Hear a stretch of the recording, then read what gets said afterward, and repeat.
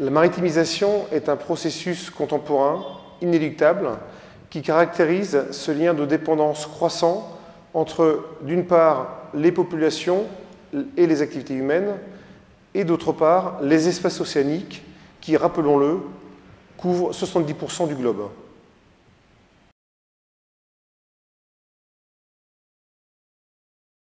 La maritimisation affecte tous les pans de notre vie et de notre économie. La mer représente un cadre de vie pour plus de 60% de la population mondiale qui vit en zone littorale.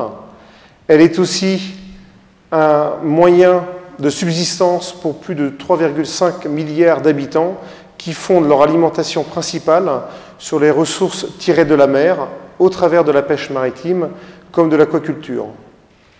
C'est aussi un vecteur de l'économie internationale, puisque 90% des échanges se font par voie maritime et que 99% des câbles de l'Internet courent au fond des océans.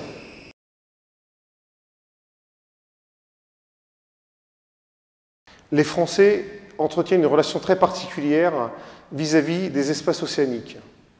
Elle peut se résumer à minima à une ignorance, voire pour un certain nombre de cas à un déni.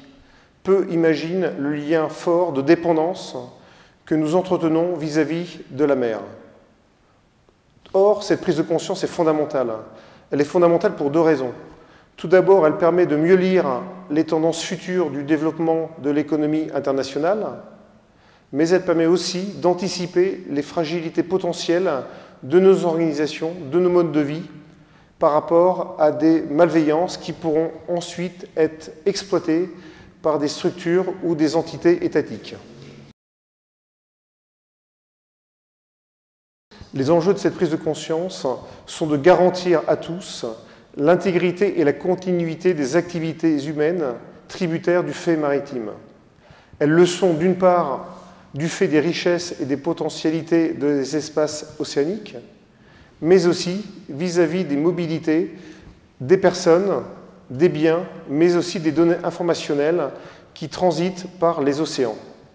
En un mot, l'enjeu est celui de la survie de l'humanité.